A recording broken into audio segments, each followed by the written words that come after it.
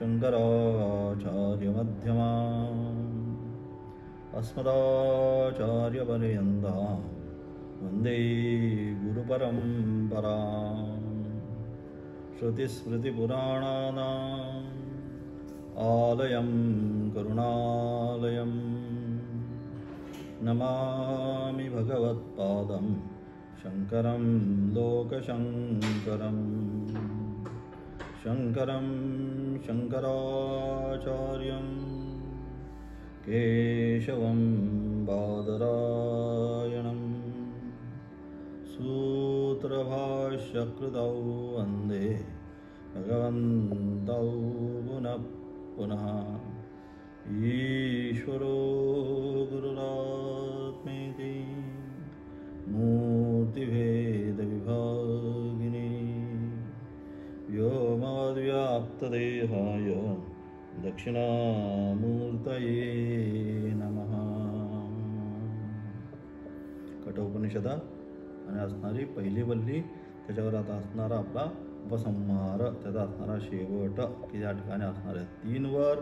पहिले 2 झाल्यानंतर लौकिक त्या ठिकाणी सांगितलं आणि पारलौकिक परमार्थ तत्व अध्यात्म ज्ञान जे आहे ते प्राप्त करण्याच्या अनुषंगाने या शरीराच्या व्यतिरिक्त या ठिकाणी जे काही आत्मतत्व आहे ते वास्तविक आहे का नाही, असल्यास त्याचं स्वरूप काय, अशा प्रकारे असणारा हा प्रश्न. आणि त्या अनुषंगाने मग आता शिष्य आलेला आहे.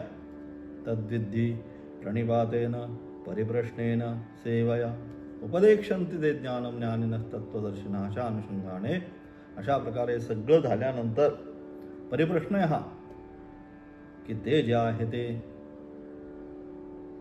तत्व, हे भगवान, हे गुरु हो, मला तुम्ही सांगा. आणि आता त्याला काय करायचं, ते ज्ञान देण्यासाठी मग काय पाहिजे, त्याच्यामध्ये अपेक्षित आता शिष्याची परीक्षा घेण्याकरता म्हणून या सगळ्या मंत्राच्या माध्यमातून अगदी 20, 21, 22, 23, 24, 25 पर्यंत काय केलं, त्याच्यासाठी तो किती कॅपेबल आहे, त्याच्यामध्ये किती वैराग्य आहे, किती विवेक आहे. काल सांगितल्याप्रमाणे काय तर साधक रूपी जो आहे पक्षी, त्याला काय हे ज्ञानाचे असणारी ज्ञानस्वरूप आकाशामध्ये साधकरूपी पक्षाला जर भरारी घ्यायची असेल तर काय केलं पाहिजे, त्याचे असणारे हे दोन्ही पंख कोणते, ज्ञान आणि वैराग्य. ज्ञान आणि वैराग्य स्वरूप असणारे हे 2 पंख जेव्हा अत्यंत काय मजबूत असतील, व्यवस्थित असतील, त्याच वेळेस तो साधकरूप पक्षी या ज्ञानस्वरूप आकाशामध्ये काय करेल, उंच अशी भरारी घेऊन ते ब्रह्मज्ञान प्राप्तीचं जे फल आहे ते ब्रह्मज्ञान प्राप्तीचं फल आपल्या जीवनामध्ये प्राप्त करू शकेल. की जे फल प्राप्त केल्यानंतर जन्म आणि मरणाचं जे चक्र आहे त्यातून काय तो बाहेर पडेल. ते अमृतत्व आहे. म्हणून त्याकरता म्हणून तिथे विवेक आणि वैराग्य. मग ते विवेक आणि वैराग्य या ठिकाणी नचिकेतामध्ये आहे का नाही, का आता लहानच आहे. लहान मुलांना आपण काय करतो, सहज त्याचं एखादी गोष्ट सांगून काय करतो, असं कर तसं कर म्हणून त्याला आपण सहज काय करतो, आपण मराठी भाषेमध्ये त्याला पटवणे. सहज लहान मुलं असेल कोण असेल त्यांना गोष्टी सांगून हे करून ते करून आपण त्याचं चित्त जे आहे ते जे अपेक्षित आहे वस्तू त्याच्याकडनं काय करतो, आपण भटकवण्याचं, दुसरीकडे घेऊन जाण्याचं तेच मागतो. बाजारामध्ये तुम्ही लहान मुलांना घेऊन गेला तर मग त्याने एखादी गोष्ट पाहिली की मग काय करतो, तो अट्टहास करून बसतो की मला हीच पाहिजे, मला हीच पाहिजे. मग आपण काय करतो, आई वडील त्याचं चित्त जे आहे त्या वस्तूवरनं दुसरीकडे घेऊन जाण्याकरता, नाही मग ही पण चांगली आहे, ती पण चांगली आहे, असं करत करत थोडं थोडं थोडं पुढं घेऊन जात त्याचं जे चित्त त्या वस्तूवर होतं तिथे हीच घ्यायची आहे. मग काय होतं, हळूहळू दुसऱ्या वस्तूच्या अनुषंगाने ते काय होतं, तिथलं चित्त कमी कमी कमी त्याची असणारी आसक्ती होत जाते.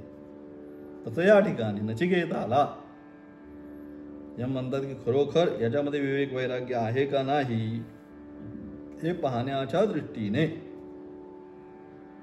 काय केलं, त्याला त्या ठिकाणी हे सगळ्या ज्या मंत्राच्या माध्यमातून ये ये कामा दुर्लभा मर्त्यलोके सर्वान् कामा उच्छन्द प्रार्थयस्व इमा रामा सरथा सतूर्या नहि दृशालंबनीया मनुष्यैः, या सगळ्या मंत्राच्या द्वारे त्या त्या कामना ही कामना घे, रथ घे, भूमी दे, पुत्र घे, आरोग्य घे, हे सगळं मी तुला देतो. परंतु तो जो वर आहे, तो वर तुला जो अपेक्षित आहे, तो वर जो आहे त्याची या ठिकाणी विचारणा करू नकोस, कारण तो अत्यंत दुर्लभ आहे, अशा प्रकारे सांगून त्याच्यामध्ये असणारं परीक्षा येऊन किती तो अधिकारी आहे हे ज्ञान देण्यासाठी ते त्या ठिकाणी पाहण्याचा प्रयत्न केला.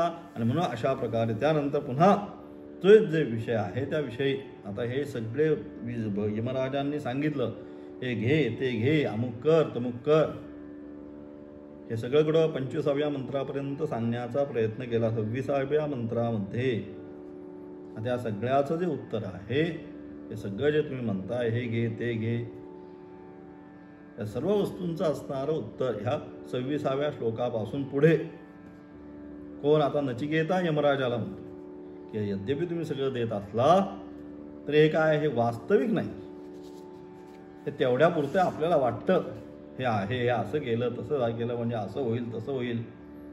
म्हणून काल त्या ठिकाणी असणारा तो श्लोक आपण पाहत होतो, वैराग्य षटकामधला. भर्तृहरींनी जी काल मी सांगितल्याप्रमाणे तिथे 3 प्रकारची शतकं लिहिली.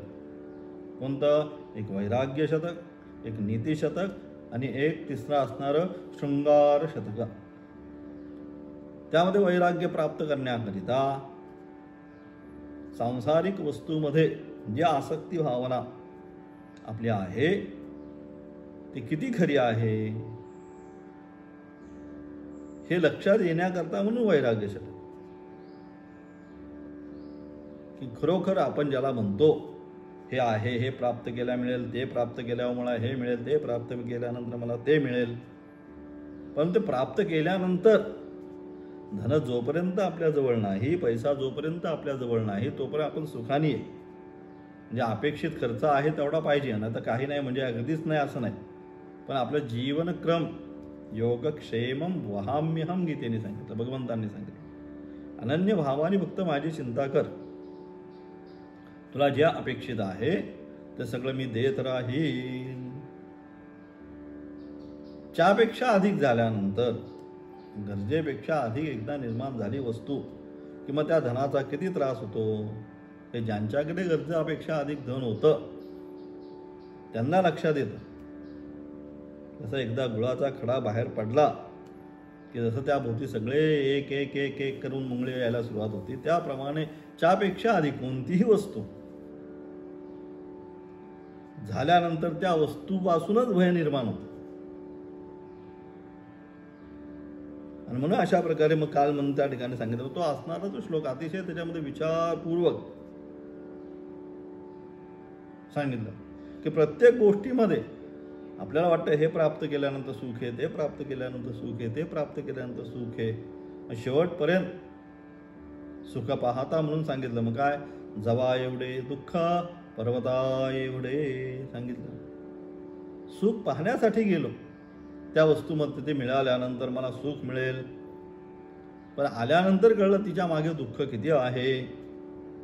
आता याची कल्पना सांसारिक माणसंच करू शकतात की त्या सुखामागे दुःख किती असतं प्रत्येक गोष्टीमागे, ते त्यांनाच लक्षात. म्हणून काल त्या ठिकाणी काय सांगितलं षटक, ते वैराग्य षटकामध्ये काय सांगितलं, भोगे रोग भयम कुलेच्छिति भयम वित्ते नृपालाद्धयम मौने दैन्य भयम बले रिपुभयम रूपे जरायां भयम शास्त्रे वादि भयम गुणे खल भयम काये कृतांता भयम सर्व वस्तु भयान्वितम भुवि नृणाम वैराग्यमेव अभयम सांगितलं.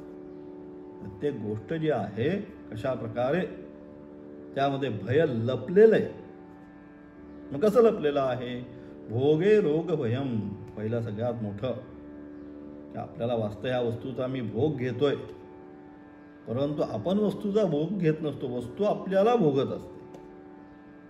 कारण का, त्याच्यातनं काय होणार आहे, रोगाचीच निर्मिती, अधिक केल्यानंतर रोगच आहे. म्हणून भोगे रोग भयम, एवढ्या आपण वस्तूंना भोगण्याचा प्रयत्न करू तेवढं आपलं शरीर काय होतं, अधिक क्षीण होत जातं आणि रोगाकडेच मग आपली काय होते, वाटचाल चालू होते. कुले च्युतिभयम, उत्तम कुलामधला हे अमुक आहे तमुक आहे, विद्वान आहे, प्रतिष्ठित आहे, त्याला सुद्धा काय कुलेच्युतिभयम, ते जे कुल आहे, मी आमच्या ह्या परंपरा ती परंपरा असं तसं, मग ते पण काही कारणास्तव ती पण काय कलंकित होण्याचं पुन्हा भीती त्याच्या मनामध्ये राहते कायम. कुले च्युतिभयम वित्ते नृपालात भयम, मग अशी सांगितल्याप्रमाणे पैसा किती धनसंपत्ती प्राप्त केली की त्याच्यावर काय आहे नृपालात टॅक्स, GDP आहेच त्याच्यावर प्रत्येक गोष्टीमध्ये, म्हणजे टॅक्स जो आहे म्हणजे नृपालात म्हणजे राजापासून, किंवा तुमचं कधी ॲक्वायर होईल, काय होईल, ते होईल, अधिग्रहण होईल, सगळं कमवलं, छानपैकी वास्तू बनवली, एक केलं ते केलं, परंतु रस्त्याच्या मोजणीमध्ये सगळं गेलं, कमवलेली सगळी संपत्ती. वित्ते नृपालात भयम, राजापासून त्याला भय आहे. मौने दैन्य भयम, मौन शांत राहतो, कोणाला काय उत्तर देत नाही, काही नाही, अशा अवस्थेमध्ये जर एखादा असेल तर लोकांना काय वाटतं दैन्य भयम, हा भित्राचा आहे, याला काही कळत नाही, म्हणून दैन्य भयम. बले रिपुभयम, फार सौष्ठव शरीर बनवलं, अतिशय सुंदर असं शरीर यष्टी बनवून घेतली, मग काय होते अशा प्रकारे बल जरी प्राप्त केलं त्याला काय त्या बलाला कोणापासून तर शत्रूपासून निश्चितपणे भय आहे. म्हणून बले रिपुभयम रूपे जरायाम भयम, अतिशय सुंदर आहे दिसायला, परंतु कितीही सुंदर असला तरी एकदा वार्धक्य अवस्थेमध्ये लागल्यानंतर हळूहळू काय शरीर काय क्षीणत होत जाणार आहे. म्हणून रूपे जरायाम भयम, तरुण अवस्थेला वृद्ध अवस्थेची, वृद्धत्वाची पुन्हा भीती त्या ठिकाणीच आहे. शास्त्रे वादी भयम, कितीही हुशार असला शास्त्राचं व्याख्यान वगैरे करण्यासाठी, परंतु त्याला कुठेतरी शास्त्रार्थामध्ये पराजित होण्याची भीती त्याच्या मनामध्ये असते. गुणे खलभयम, कितीही गुणवान असला तरी खलभयम, दुर्जन लोक काय त्याची निंदा केल्याशिवाय त्याला सोडत नाही. काय कृतांता भयम, काय म्हणजे शरीर, हे शरीर शेवटी काय, या शरीराला शेवटी यमाची म्हणजे मृत्यूचीच, कितीही काही कसं ठेवलं तरी शेवटी जाणच आहे. काय कृतांता भयम, आणि म्हणून संपूर्ण ज्या वस्तू आहेत सर्व वस्तू भयान्वितम भुवी, या संपूर्ण जगतामध्ये ज्या ज्या म्हणून आपण वस्तू प्राप्त करायचा प्रयत्न करतो त्या सर्व वस्तू आम्हाला काय भयच देणारे आहेत. मग नृणाम वैराग्यमेव अभयम, म्हणून आपल्या जीवनामध्ये आपल्याला काय केलं पाहिजे, ते जे वैराग्य आहे ते वैराग्याची जीवनामध्ये प्राप्ती करून घेतली पाहिजे. म्हणून अशा प्रकारे ते वैराग्य या ठिकाणी नचिकेताच्या ठिकाणी आहे का नाही हे पाहण्यासाठी म्हणून यमराजांनी या सगळ्या असणाऱ्या काय हे देतो ते देतो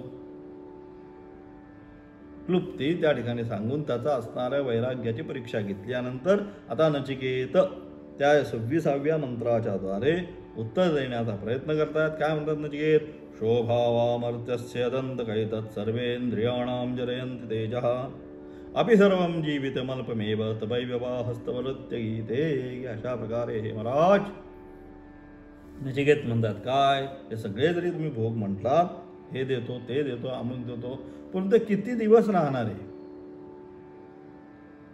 भोगे रोग भयम, म्हणून मगाशी सांगितलं एकदा रोग कितीही काल सांगितल्याप्रमाणे, काय सांगितलं होतं काल, सगळं आहे काही नाही असं नाही.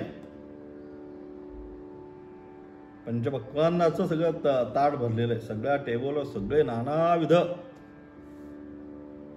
64 सगळे असणारे सगळे भोग सामग्री सगळं ठेवलेलं आहे, काही नाही असं नाही. तिथे बुफेला आपण जातो पाहतो, काय नाही असं नाही. पण हे सगळं असताना सुद्धा याला काय, याला डायबिटीस आहे, याला शुगर आहे, मग काय डॉक्टरांनी सांगितलं फक्त अर्धी भाकर आणि जे असेल ते मेथीचीच भाजी खायची, त्या व्यतिरिक्त आता काही खायचं नाही. भोगे रोग भयम, तसंच या ठिकाणी आता म्हणतात शोभावामर्त्यस्य दंतगैत सर्वेंद्रियाणाम जरयंती तेज, की अशा प्रकारे तुम्ही जरी हे सगळे मला भोग देण्याचा प्रयत्न केला तरी हे सगळे भोग आज आहे, आज जी वस्तू आपल्याकडे आहे ती वस्तू उद्या आपल्याकडे राहीलच, अशी शाश्वती कोणीही देऊ शकत नाही. आज माझ्याकडे ₹1,00,000 आहे, हे ₹1,00,000 माझ्याकडे उद्या राहतीलच अशी शाश्वती देऊ शकत नाही. आणि म्हणून अशा प्रकारे जे काय तुम्ही मला भोग देत आहात हे भोग उद्या राहतील अथवा नाही, राहतील अथवा नाही याच्यामध्ये कुठल्याही प्रकारचं राहतीलच असं नाही. आज दिले तर उद्या ते काय नाशाकडेच जाणार आहेत. म्हणून अशा प्रकारे उद्या राहतील अथवा नाही अशा प्रकारचे आहेत. कारण का सर्वेंद्रियाणाम जरयंती तेजः, या भोगामुळे काय आपण जेवढं भोग भोगतो त्यामुळे काय होतं, आपली इंद्रिय जी आहेत पंच ज्ञानेंद्रिय पंचकर्मेंद्रिय श्रोत्रम त्वक चक्षु रसना घ्राणम, हे पंच ज्ञानेंद्रिय ती घेण्याची साधना आहे, भोग भोगण्याची साधना. परंतु भोग भोगत असताना काय होतंय, सर्वेंद्रियाणाम जरयंती तेजः, हे भोग भोगत असताना त्या इंद्रियांची असणारी शक्ती काय होतंय, हळूहळू हळूहळू हळू क्षीण होत जाते. आणि भोगच काय आहे, हे भोग इंद्रियांची असणारी शक्ती क्षीण करत जातात. अपि सर्व जीविते मल्पमेव, अशा प्रकारे त्यानंतर हे सर्व जीवन सुद्धा कसं आहे आपलं म्हणतो, अपि सर्वम जीवितम अल्पमेव, आपल्याला वाटतं मी एवढा जगणार आहे, मी तेवढा जगणार आहे, परंतु वास्तविक जीवन किती आहे नंतर आपल्याला कळतं. एकदा आपण 50च्या पुढे गेलो, 60च्या पुढे गेलो की माणसाने आपण म्हणतो मागं पाहतो, मग त्याला कळतं आपण जीवन किती आहे, मग त्याला लक्षात आलं एवढंच जगलो. मग कितीही जगला तरी संपूर्ण जीवन सुद्धा अगदी थोडंच आहे. विद्युच्चलम जीवितम सांगितलं त्या ठिकाणी, अतिशय सुंदर उपमा दिली जीवनाला. लक्ष्मी स्तोय तरंग भंग चपला विद्युच्चलम जीवितम, की जी लक्ष्मी कशी आहे, तरंग तोय, पाण्याचा थेंब जसा त्याच्यावर पद्मपत्रावर अत्यंत चंचल अवस्थेमध्ये राहतो, एका ठिकाणी स्थिर राहत नाही, तशीच ही लक्ष्मी आहे. विद्युच्चलम जीवितम, आणि म्हणून या असणारं जीवन सुद्धा कसं आहे, आता पावसाळ्यामध्ये एकदा लाईट विद्युत वीज ज्याप्रमाणे चमकते की ती एक क्षण मात्र तेवढीच ती चमकते आणि लगेच लगेच नष्ट होते, बस तेवढंच आहे हे जीवन. आपल्याला जीवन म्हणतो, जन्म आणि मृत्यूचा असणारा संपूर्ण प्रवास म्हणजे जीवन. जीवन म्हणजे काय, जन्माला यायचं आणि मृत्यूपर्यंत असणारा हा सगळा प्रवास. बालपण आहे, तरुणपण आहे, वार्धक्य अवस्था आहे, बालस्तावत क्रीडासक्तः, तरुणस्तावत तरुणीसक्तः, वृद्धस्तावत चिंतासक्तः, परमे ब्रह्मणि कोपि न सक्तः, शास्त्र म्हणतो. आचार्य भजगोविंद मध्ये म्हणतात कसं आहे हे जीवन, हे जीवन एवढंच आहे. बालस्तावत क्रीडासक्तः, लहानपणी आहे तो काय खेळण्यामध्येच, किती आई रागवले, कुणीही काही केलं तरी त्याचं लक्ष काय आहे, कधी एकदा बाहेर जातोय खेळायला, शाळेतनं आला की. आता ते दिवस सगळे झाले खेळायचे, आलं की पुन्हा घरी आल्यानंतर कधी एकदा ट्युशनला जातो असं झालंय. पुन्हा शाळेतनं आलं की ट्युशन, हे ते सगळं करत करत आता इतकं त्यांच्यावर भार दिलाय आपण, मोकळा श्वास नाही त्यांना असो. आणि म्हणून अशा प्रकारची बालावस्था जी आहे क्रीडामध्येच खेळण्यामध्येच जाणारी आहे. तरुणस्तावत तरुणी सक्ता, एकदा तरुण अवस्थेमध्ये आला, 20, 21, 22 वर्षाचा झाला की मग काय भोगांमध्ये तरुणी सक्ता म्हणजे अनेक, मला हे पाहिजे, गाडी पाहिजे, अमुक पाहिजे, तमुक पाहिजे, त्यामध्येच तो रममान व्हायला सुरुवात होते तरुण अवस्थेमध्ये. वृद्धस्तावत चिंता, आणि तरुण अवस्था एकदा संपली की वृद्धावस्था एकदा प्राप्त झाली 50 नंतर की मग काय चिंता सक्ता, अरे हे असं केलं असतं तर बरं झालं असतं, तसं केलं असतं तर बरं झालं असतं. अशा प्रकारे प्रत्येक जी अवस्था आहे, बाल्यावस्था, तरुणावस्था आणि वृद्धावस्था, या सगळ्या काय करतो आपण, चिंता चिंता त्या त्या वस्तूमध्येच, खेळण्यामध्ये, विषयांचा उपभोग घेण्यामध्ये आणि चिंतेमध्येच घालवतो. एवढंच जीवन. परमे ब्रह्मणी कोपी न सक्तः, परंतु ते परब्रह्मतत्व जे आहे त्या परब्रह्मतत्वामध्ये कोणीही आसक्त होत नाही. आणि म्हणून अशा प्रकारे जीवन सुद्धा काय अत्यंत शेवटी कळतं. अरे जे पाहिजे तेच कमवलं नाही, बाकी सगळं कमवून झालं.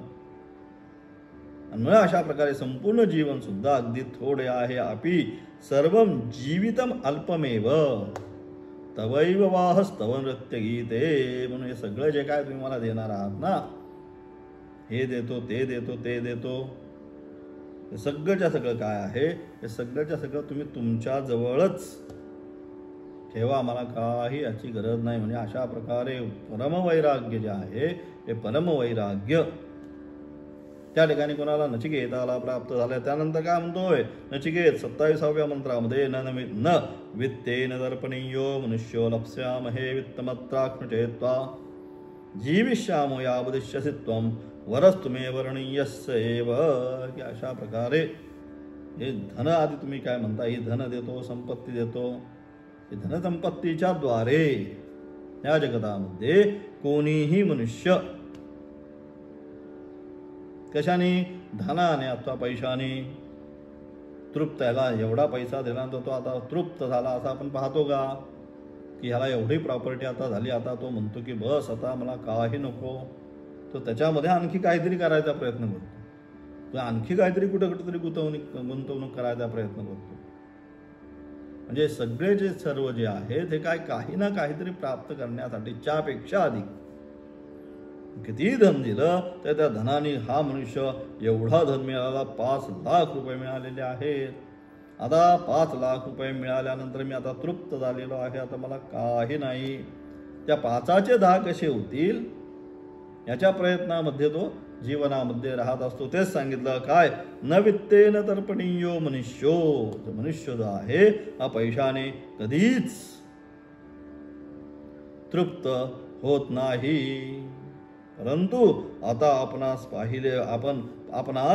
पाहिले आहे, त्यामुळे धनंतर आम्ही प्राप्त करूच. परंतु ज्या पैशासाठी आता यमाला म्हणताय की तुमच्या दर्शनाने, कोण नचिकेत म्हणतो, यद्यपि त्या धनाने कोणीही संतुष्ट होत नाही, परंतु आम्ही काय झालं आता तुम्हाला या ठिकाणी पाहिलेलं आहे. म्हणजे थोडक्यात भगवंताचं दर्शन झाल्यानंतर जसं या सगळ्या गोष्टी आम्हाला मिळतात त्याप्रमाणे हे देण्याची आता तुम्हाला आम्हाला गरज नाही, हे सांगण्याचं तात्पर्य. की तुम्हाला पाहिल्यानंतर या सगळ्या गोष्टी, धन संपत्ती, हे जे जे तुम्ही मला मागच्या सगळ्या श्लोकातून सांगितलं हे सगळं आपल्या आपच आम्हाला मिळणार आहे. हे प्राप्त करून देण्याची गरज नाही. कारण का आपणास पाहिले आहे, त्यामुळे धन तर आम्ही प्राप्तच करू. जोपर्यंत आपण शासन करत आहात तोपर्यंत सुद्धा, जोपर्यंत तुम्हाला पाहिल्यामुळे काय झालं, जोपर्यंत तुमचा शासनकाल आहे तोपर्यंत आम्ही जीवित सुद्धा राहू. म्हणजे या दोन्ही गोष्टी मला आपल्या आपच प्राप्त होणार आहे. आणि म्हणून काय, वरस्तुमे वर्णीयस्य एव. या सगळ्या ज्या काही गोष्टी तुम्ही मला सांगत आहेत, धन संपत्ती हे ते सगळं काय देतो आहे, हे मला काही नको. कारण का या सर्वच्या सर्व गोष्टी मला आपल्या आपच आता प्राप्त होणार आहे. का, तुमच्या कृपेने. आणि म्हणून मला आता त्या गोष्टींमध्ये कुठल्याच प्रकारचा रस राहिलेला नाही. मग काशामध्ये रस आहे, वरस्तुमे वर्णीयस्यैव. तो वर जो सांगितलेला आहे 3ऱ्या नंबरचा जो आहे तोच वर. या ठिकाणी काय, तुम्ही मला देण्याचा प्रयत्न करा किंवा तोच वर. तिथंच त्याचा काय अट्टहास आहे त्याचा, की काही झालं तरी तो जो वर आहे तो वरच मी या ठिकाणी आपल्याकडून अपेक्षित आहे, तोच वर मला दे. हे बाकी काय सगळं जे काय आहे, हे देतो, ते देतो, अमुक देतो, भोग देतो, तप देतो, अमुक, काही मला नको. मला जे पाहिजे, जी अध्यात्मविद्या, ज्या संबंधी कोण जातो, कोण येतो, काय त्याचं स्वरूप, ही जी अध्यात्मविद्या आहे त्या अध्यात्मविद्येचाच मला तुम्ही काय करा, उपदेश करा. अशा प्रकारे या ठिकाणी 26 आणि 27व्या श्लोकाच्या माध्यमातून नचिकेत यमाला त्या ठिकाणी उत्तर दिलं की हे सगळं काही नको, हे काय, हे आपण अनायास हे मिळवण्यासाठी आता प्रयत्न करण्याची गरज नाही. तुम्हाला पाहिलं म्हणजे सगळ्या गोष्टींची आता प्राप्तीच झाली. आणि म्हणून याच्यामध्ये मला आता कुठल्याही प्रकारचा इंटरेस्ट, आपण म्हणतो या गोष्टीत त्याला इंटरेस्ट नाही. म्हणून माझा जो प्रश्न आहे, जाणारा आणि येणारा कोण, तेवढा तुम्ही मला सांगण्याचा प्रयत्न करा. आचार्यांचं असणं भाष्य, आचार्य काय म्हणतात, शोभावा मर्त्यस्य 26वा असणारा मंत्र, त्याचा असणारा आचार्यांचं भाष्य, शो भविष्यन्ति न भविष्यन्ति वेत्ति संदिह्यमानः एव येषां भावो भवनं त्वया उपन्यस्तानां भोगानां ते शोभावाः. अशा प्रकारे करून 27व्या श्लोकाचं पण असणारा आचार्यांच्या भाष्य काय म्हणतात, किंच न प्रभृतेन वित्तेन दर्पणीयो मनुष्यः नहि लोके वित्तलाभः कस्यचित् तृप्तिकरो दृष्टः. अशा प्रकारे असणारं आचार्यांचं भाष्य, त्याचं असणारी व्याख्या मराठीमध्ये काय म्हणतात आचार्य भाऊ. यमाने काय केलं, आता नचिकेताची परीक्षा पाहण्यासाठी आता परीक्षा करायची नचिकेताची, आणि म्हणून अशा प्रकारे नचिकेताची परीक्षा पाहण्यासाठी अनेक प्रकारचे प्रलोभन, हे देतो ते देतो, अमुक देतो तमुक देतो, हे सगळी प्रलोभनं जी आहेत, ही सगळी प्रलोभनं त्याला दिली. परंतु तो त्या आमिषाला मुळीच भुलला नाही. पण ते सगळं जरी दिलं तर नचिकेता कसा स्थिर होता, स्थिरबुद्धीचा होता. त्याला माहिती मला काय करायचं आणि काय प्राप्त करून घ्यायचं आहे त्याला अगदी व्यवस्थित माहिती होतं. व्यवसायात्मिका बुद्धी एकेह गुरुनंदन. जी व्यवसायात्मिका बुद्धी आणि अव्यवसायात्मिका बुद्धी सांगितली. जी स्थिर बुद्धी आहे ती व्यवसायात्मिका बुद्धी, एकच परमेश्वर प्राप्त करून घ्यायचा आहे. ध्रुव असेल, प्रल्हाद असेल, या सर्वांची जी बुद्धी आहे ही व्यवसायात्मिका बुद्धी. परमेश्वरच आहे, परमेश्वराच्या व्यतिरिक्त अन्य काही नाही. अशा प्रकारे ज्या बुद्धीची धारणा होती ती तिथं नचिकेताची झाली. हे सगळं जे तुम्ही मला जरा सांगत असाल, देत असाल, तर हे सगळं प्रलोभनं, ज्याच्यात मला काही इंटरेस्ट नाही. परंतु तो त्या आमिषाला म्हणून त्या सगळ्याला तो भुलला नाही, तर महासमुद्राप्रमाणे प्रशांत राहिला व त्या सर्व वैषयिक सुखाच्या दोषबुद्धीचा त्याग करून तो यमाला म्हणतोय. आणि म्हणजे अशा प्रकारे सगळं जरी म्हणत असले यम त्याला हे देतो ते देतो, तरी आपला शांत ऐकून घेतो. आणि अशा प्रकारे सगळं ऐकून झाल्यानंतर आता यमाला पुन्हा सांगण्याचा प्रयत्न करताय, तुम्ही मला ज्या उपभोगाचा स्वीकार करण्याविषयी अभिलाषा उत्पन्न केली आहे ते सर्व विषय आहेत की आज जरी मिळाले तरी उद्या टिकतील की नाही याची शंका आहे. जरी तुम्ही हे सगळं देत असाल ते सगळे विषय अशा स्वरूपाचे आहेत की आज जरी असले, आज जरी उपभोग घेत असलो मी, तरी उद्या ते राहतील का नाही याची शंका आहे. म्हणजे काय, ते नश्वर आहेत, ते राहणारे नाही दीर्घकाळ, तेवढ्या पुरतं टेम्पररी म्हणतो. म्हणून नीड आणि वॉन्ट्स आपण त्या ठिकाणी कायम आपण आपल्या या सगळ्या अध्ययनामध्ये 2 शब्द, नीड आणि वॉन्ट्स. वॉन्ट्स तेवढ्या पुरतं, मला एवढं वॉन्ट्स, आय वॉन्ट, मला एवढं पाहिजे तेवढं पाहिजे, तेवढ्या पुरतं, त्याची गरज नाही. ते नीड गरज, वॉन्ट्स गरज नसणे. अशा प्रकारे हे सगळे जे काय भोग आहे वॉन्ट्स आहेत, त्याची काय अपेक्षा नाही, त्यापेक्षा अधिकची अपेक्षा नाही. आणि म्हणून अशा प्रकारे हे सगळे जरी असलं, तुम्ही जरी मला दिलं, ते सगळं निश्चितपणे उद्या टिकणारे का नाही हे मला माहिती नाही. उद्या टिकतील का नाही याची शंका आहे. आणि शिवाय हे यमराज, तुम्ही जे या लोकातील अथवा परलोकातील अप्सरा प्रवृत्ती सर्व विषय, ते मनुष्याच्या मनप्रवृत्ती सर्व इंद्रियांचे तेज हरण करणारे आणि म्हणून ते अत्यंत अनर्थकारक आहे. तद्व्यतिरिक्त तुम्ही जे म्हणताय की अप्सरा आधी हे देतो ते देतो अमुक देतो, हे सगळेच्या सगळे जे आहे हे काय करतायत, इंद्रियांचं तेज हरण करणारे असल्यामुळे हे सर्वच्या सर्व भोगवस्तू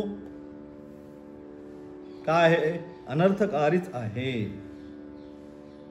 त्याने कुठल्याही प्रकारचं योग्य आमचं कल्याण होईल असं वाटणार नाही. तर आमचं काय होणार आहे, अनर्थच आमच्यावर प्राप्त होणार आहे. आणि म्हणून अशा प्रकारे ते सर्व अत्यंत अनर्थकारक आहेत.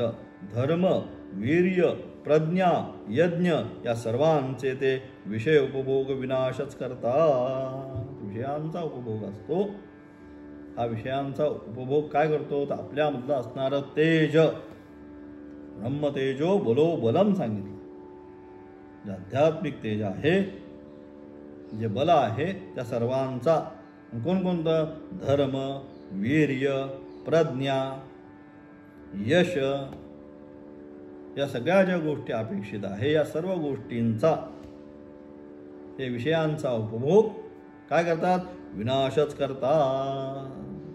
आणि म्हणून ते जरी तुम्ही किती आम्हाला दिलं तरी त्याची मला बिलकुल अपेक्षा नाही. कारण मला हे परिपूर्ण माहिती आहे की सर्वच्या सर्व आमचा विनाशच करणारे आहेत. आणि म्हणून या सर्वांचे हे विषय भोग विनाशच करतात. तसेच आपण मला पुष्कळ आयुष्य देण्याची जी इच्छा दाखवली त्यातही काही अर्थ नाही. कारण ब्रह्मदेवाचे जरी आयुष्य मिळाले तरी सुद्धा ते थोडेच आहे. मग मनुष्याच्या आयुष्याबद्दल काय तृप्ती होणार. म्हणून तुम्ही जे काय म्हणता, तुला भरपूर आयुष्य देतो, किती जरी आयुष्य दिलं तरी काय, ते कालाचंच आहे सामग्री. काल काय, प्रतिक्षणम. या संपूर्ण जगाला काय कर, कालो भक्षती, प्रतिक्षणम सांगितलं.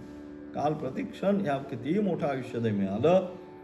आणि ब्रह्मदेवाचं जरी आयुष्य प्राप्त झालं तेच काय, ते तेवढं 100 जी युग आहेत त्याचं जे मोजमाप आहे तेवढंच आहे. म्हणजे काल आज ना उद्या ते खात खात खात काय पुढेच चाललाय. कालो जगद्भक्षकः.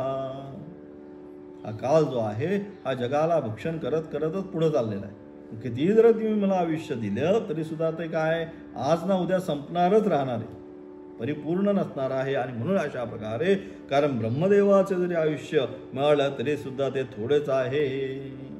कल्पाच्या अनुषंगाने किती आयुष्य असलं तरी एक कल्प झालं की ते पण आयुष्य काय, संपणारच आहे. कृत, त्रेता, द्वापार आणि कलयुग हे सगळं असणारं एक कल्प ते संपलं की काय, पुन्हा नवीन. म्हणजे सगळं संपल्यानंतर ते पण संपणार आहे कल्पांते. आणि म्हणून ते सुद्धा काय सांगितलं, आयुष्य मिळालं तरी ते सुद्धा थोडेच आहे. आणि मग मनुष्याच्या आयुष्याबद्दल काय तृप्ती होणार. यास्तव तुम्ही ज्या विषयांचा मला अभिलाषा दाखवलीस ती मला मुळीच इच्छा नाही. ते तुमचे विषय तुमच्याजवळच राहू देत. म्हणजे अशा प्रकारे 26व्या श्लोकाच्या माध्यमातून जे जे काय तुम्ही मला देण्याची इच्छा करताय त्याच्यामध्ये मला कुठल्याच प्रकारचा इंटरेस्ट नाही. ते सगळेच्या सगळे जे आहेत ते तुम्ही तुमच्याजवळच ठेवून घ्या. या सर्व वैषयिक सुखाबद्दल माझे ठिकाणी दोषबुद्धीपूर्वक पूर्ण वैराग्य आहे. मला याच्यामध्ये कुठल्याच प्रकारची इच्छा राहिलेली नाही. जिगुप्सा निर्माण झालेली आहे. म्हणजेच काय, परिपूर्ण वैराग्य. इह मुक्त फलभोग विराग. हा वैराग्याची व्याख्या शास्त्राने केली. इहमुत्र ह्या लोकामध्ये परलोकामध्ये जे काही आहे, म्हणून तुम्ही जे काय म्हणताय मला अप्सरा देतो, अमुक देतो, ते सुद्धा नको, काहीच नको. ह्या लोकामधले आणि परलोकामधले जे काही भोग आहे ते कुठलेच भोग मला या ठिकाणी नको. आणि म्हणून त्या दोषपूर्वक ते वैराग्य आहे. आणि म्हणून नचिकेत म्हणतो, मनुष्याला कितीही जरी द्रव्य मिळाले तरी ते पुरे होणार नाही. उलट जसे जसे द्रव्य मिळेल त्याप्रमाणे अधिकच आशा वाढणार. ज्याप्रमाणे अधिक अधिक द्रव्य मिळालं की काय होतं, अधिक अधिक अधिक ती आशाच आहे. आशा च्यापेक्षा अधिक, च्यापेक्षा अधिक. आणि म्हणून अशा प्रकारचे संपूर्ण द्रव्य आहे ते काय, नवीन नवीन नवीन. अलग लक्षात, पैसा आला की माणसाला स्वस्त बसून देत नाही. तो काय, आज हे करायचं, अजून आला की आता हे करायचं, अजून आला की आता ते करायचं. काही ना काहीतरी नवीन नवीन विकल्प निर्माण करत राहतो. मग तेच सांगितलं काय, ज्याप्रमाणे अधिक आशावत द्रव्य जितके अधिक मिळत जाईल, मनुष्याला किती जरी द्रव्य मिळाले तरी ते पुरे होणारे नाही. उलट जसजसे द्रव्य म्हणजे धन प्राप्त होत जाते त्याप्रमाणे अधिकच आशा वाढवणारे आहे. आणि अशा प्रकारे ते काय, अधिक अधिक आशा, अधिक आशा म्हणजे अधिक अधिक संसारामध्ये ते गुरफटून घेणार आहे. अधिक अधिक तो गुरफटत जातो. आज हे केलं, उद्या ते केलं, परवा ते केलं, अशा प्रकारे. आणि म्हणून काय बरं, शिवाय मला त्या द्रव्याची इच्छा झाली अथवा पुष्कळ दिवस जगावे असे वाटले, आणि जरी मला त्याची इच्छा झाली त्या द्रव्याची, किंवा मला जरी वाटलं आता मी पुष्कळ दिवस जगावा असं जरी वाटलं, तुम्ही देण्याची गरज नाही. कारण का, तर तुम्ही प्रसन्न झाल्यामुळे द्रव्याची उणीव भासणार नाही. तुम्ही या याम्य पदावर जोपर्यंत आहात तोपर्यंत मी कायमच राहणार आहे. ज्या तुम्ही माझ्यावर कृपादृष्टी झालेली आहे तो मी दरिद्र आणि अल्पायुषी राहणारच नाही. कारण तुम्ही आता माझ्यावर कृपादृष्टी केली, का मी तुमच्या घरी अतिथी म्हणून आलेलो आहे, आणि अशा अतिथीवर आता काय केलं आहे, तुम्ही 3 वर मागून घे. पण तुमची आता मला कृपादृष्टी असल्यामुळे या सगळ्या गोष्टी, आयुष्य असेल, धन असेल, संपत्ती आहे, हे आपल्या आपच मिळणार आहे. हे तुम्ही मला देण्याची गरज नाही. एकदा भगवंताची कृपादृष्टी ज्याप्रमाणे झाल्यानंतर भक्ताला काही कमी पडत नाही, त्याप्रमाणेच येते. त्यामुळे त्या गोष्टी वेगळ्या तुम्ही काहीतरी मला द्यावं अशी मला अपेक्षा नाही. म्हणून मी अल्पायुषी राहणार नाही. या सर्व गोष्टी अनायासच मिळणार आहे, त्या मला मागण्याची जरूरत नाही. या सर्वांचा पूर्ण विचार करून तुमच्याजवळ मी आत्मविद्येचा वर मागितला आहे, तोच मला द्या. आणि म्हणून हे सगळं मला परिपूर्ण माहिती आहे की या सगळ्या ज्या तुम्ही मला जरी गोष्टी दिल्या तरी माझ्या मनामध्ये एवढं वैराग्य जिगुप्सा निर्माण झालेली आहे की त्या गोष्टी मला कुठल्याच प्रकारचा इंटरेस्ट आता राहिलेला नाही. आणि म्हणून देण्याची सुद्धा तुम्ही मला ती गरज नाही. तुमच्या ज्यावेळेस तुम्ही मला हे 3 वर दिले, तुम्ही माझ्यावर प्रसन्न झाला, त्यावेळी त्या गोष्टी मला आपल्याप प्राप्त झाल्या. हे सगळे विषय बाजूला ठेवून थोडक्यात काय, जो माझा 3रा वर आहे, कोणता, येन ज्ञातेन सर्वमिदं विज्ञातं भवतीति, ज्याचं ज्ञान झाल्यानंतर या संपूर्ण संसार, संपूर्ण ब्रह्मांडाचं ज्ञान प्राप्त होतं, ती वस्तू, ते जे ब्रह्मतत्व आहे, त्या ब्रह्मतत्वाचाच असणारा उपदेश तुम्ही मला करा, असा या ठिकाणी 27व्या मंत्राद्वारे सांगून 28 आणि 29व्या मंत्राच्या द्वारे पुन्हा त्याचंच असणारे विशेष व्याख्यान करून 29व्या मंत्रामध्ये त्याचा पहिली जी वल्ली आहे त्याचा उपसंहार उद्याच्या पाठामध्ये करणार आहोत. उद्या नेहमीप्रमाणे पाठ होईल. ओम